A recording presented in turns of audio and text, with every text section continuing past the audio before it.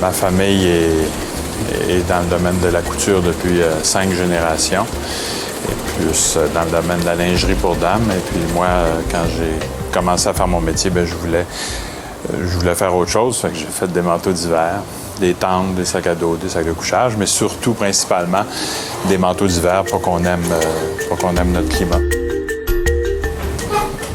Allez-vous-en.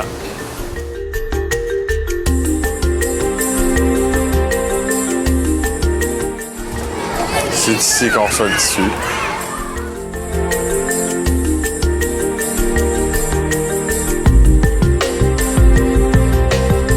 Pour moi, c'est important que ce soit un produit qui était fabriqué ici, pour les conditions météo d'ici, qui soit porté par les gens du Québec, puis qu'on représente dans notre catalogue par des gens qu'on reconnaît être d'ici aussi. C'est un petit pied de nez à la mondialisation, un petit peu.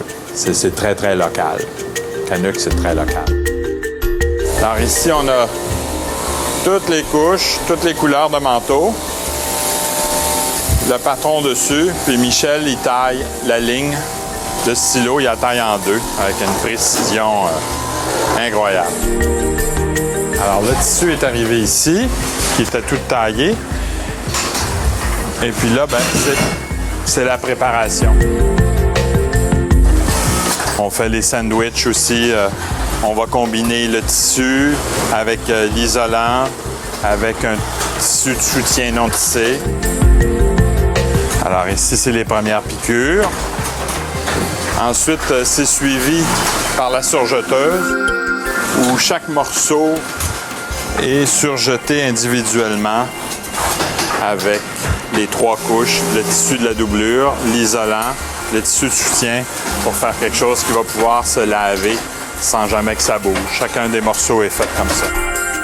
Il y a à peu près une quarantaine d'années ou une cinquantaine d'années, on a commencé à faire, un peu après la guerre, là, on a commencé à faire du ski de fond, on a commencé à faire de la raquette pour le loisir. Et puis c'est là que moi, je me suis inséré un peu dans ce mouvement-là pour pouvoir offrir des produits qui donnaient une bonne protection au climat assez spécifique qu'on a ici, qui est un climat de basse altitude, qui est un climat d'humidité, alors que les produits qu'on trouvait étaient surtout faits pour la haute montagne, où là, l'air est très sec. Parce que dans un manteau Canuck, c'est 2 manteaux, comme on parlait tout à l'heure. Alors ça, c'est la partie qui est chaude, la partie doublure, qui est complètement cousue séparément du dessus pour pas qu'il y ait aucune couture qui passe d'un bord à l'autre du manteau, pour pas que le froid puisse passer d'un bord à l'autre du manteau. Alors, c'est un manteau qui est en soie complètement séparé. Alors ici, on fait le dessus du manteau. Ça va être un manteau noir. La partie blanche, c'est une partie microporeuse qu'on ne verra pas, qui va être à l'intérieur du manteau, qui coupe tout l'effet éolien du vent pour pas se faire refroidir par l'effet éolien. On en voit un rouge, là, qui est presque... dont le dessus est presque terminé. Et ensuite, il y a l'équipe qui va attacher le manteau extérieur avec la partie isolante intérieure, avec seulement une couture périphérique tout autour pour, encore une fois, éviter qu'aucune couture ne passe d'un bord à l'autre. Ici, on va mettre les boutons pression sur les poches. Là, ici, c'est l'inspection. Le manteau est fini. Et le manteau est parti dans la chute jusqu'au rez-de-chaussée, prêt à être porté par quelqu'un.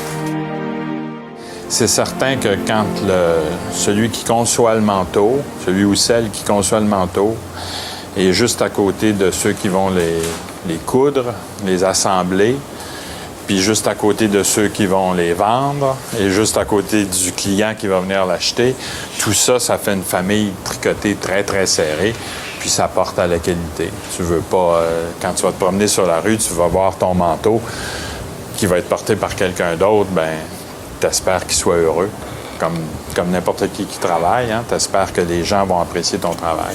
Fait que ça porte à la qualité.